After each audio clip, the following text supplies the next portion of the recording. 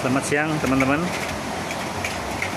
Saat ini saya berada di spot favorit saya di tepi jalan alternatif antara Karanganyar dan Metise. Namun saya menghadap ke arah kebalikan dari biasanya. Kalau biasanya saya menghadap jalan dan membelakangi sungai, saat ini saya menghadap sungai dan membelakangi jalan. Saat ini hujan tapi tidak mendung ya, hujan tapi seperti teman-teman bisa lihat ya ada sisi di mana terlihat panas sebenarnya ya, panas namun sebagian hujan. Teman-teman, kali ini saya ingin membahas tentang fenomena sosial, tuntutan di mana sebagian besar orang berpikiran bahwa menikah dan memiliki keluarga adalah solusi untuk bisa bergantung pada orang lain di saat kita lemah di hari tua kita nanti. Jadi sehingga sering ada kata-kata di mana kamu kalau tidak menikah dan tidak punya anak, nanti yang akan mengurus kamu di hari tua siapa? Kelihatannya basis dari pernyataan dan pertanyaan ini mungkin valid atau benar. Tapi sebenarnya kalau kita teliti, sebenarnya berdasarkan pengalaman dan pengamatan kita, itu terbukti berkali-kali tidak benar, berkali-kali tidak akurat, bahwa orang yang menikah dan punya anak maka hari tuanya akan terurus. Karena bahkan kita bisa melihat sendiri, entah itu saudara kita, tetangga kita, atau orang yang sama sekali tidak kita kenal, kita baca di berita, itu mereka punya anak, bahkan sukses mereka. Jadi beberapa tahun yang lalu saya baca berita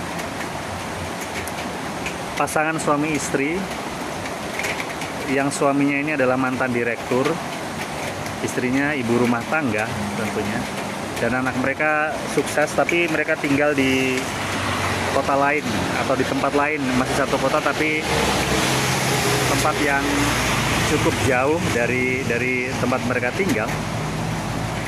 Dan kedua pasangan ini sakit ya, akhirnya suami istri ini sakit, mungkin sering dijenguk anaknya tapi tidak setiap hari, hingga satu waktu mereka ini sakit dan tidak tertahankan sakitnya sampai meninggal. Keduanya meninggal. Tidak bisa dipastikan siapa yang meninggal duluan, atau apakah suaminya dulu atau istrinya dulu.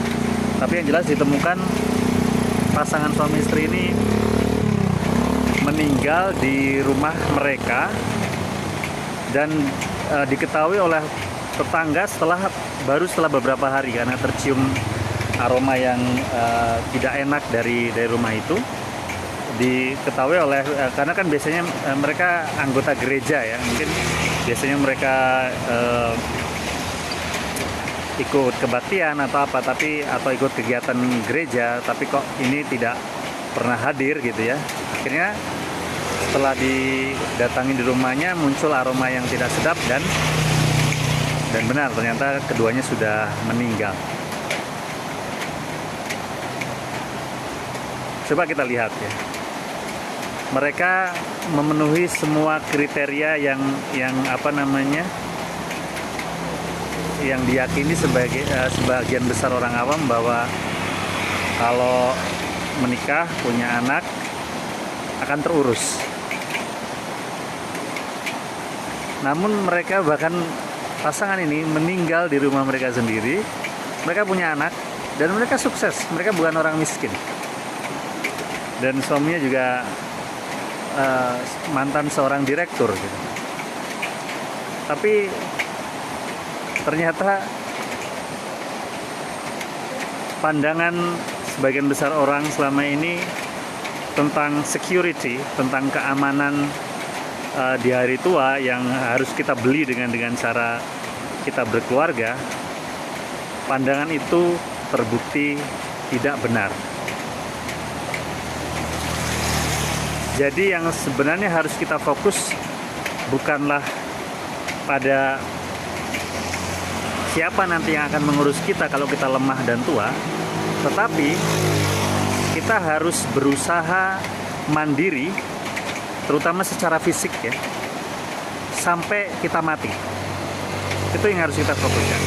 Karena walaupun kita seumpama uang kita banyak sekalipun, kita orang kaya raya, kita punya anak, kita punya pasangan, kalau di hari tua kita sempat ada satu waktu di mana kita lemah dan untuk urusan kebutuhan dasar sekalipun seperti ke kamar mandi kita membutuhkan bantuan orang, entah itu anak, kalaupun kita kaya kita bisa menyewa pembantu, maka keberadaan anak atau keluarga atau pasangan yang kita harapkan mau mengurus kita itu pun itu tidak bisa kita andalkan. Pada akhirnya kita tetap harus mengeluarkan uang untuk membayar orang yang mau mengurus kita, dan mereka mau mengurus kita karena dibayar. Kalaupun anak kita mau mengurus kita, itu karena mereka menunggu warisan kita gitu. Dan bahkan mungkin di hati kecil mereka mendoakan bahwa kita ini cepat mati supaya warisannya bisa cepat dibagi-bagi. Sehingga sebenarnya yang paling penting adalah mau sama siapapun kita, mau sendiri, mau berkeluarga, mau punya anak, mau tidak punya anak, itu yang paling penting adalah bisa mandiri, bukan sampai tua, tapi sampai mati. Jadi untuk kebutuhan dasar itu jangan sampai kita bergantung pada orang lain. Sehingga pentingnya menjaga kesehatan ini, badan yang kita gunakan sebagai kendaraan untuk mengarungi perjalanan hidup ini, kita upayakan supaya awet. Jangan kita bebani dengan gaya hidup yang salah, gaya hidup yang serakah, gaya hidup yang tidak alami, tidak natural. Itulah mengapa saya mengadopsi gaya hidup makan cuma 1 kali sehari atau lebih sering puasa atau memperjarang makan, karena supaya badan saya ini, kendaraan badan saya ini ringan sampai tua, tidak membebani saya sampai tua.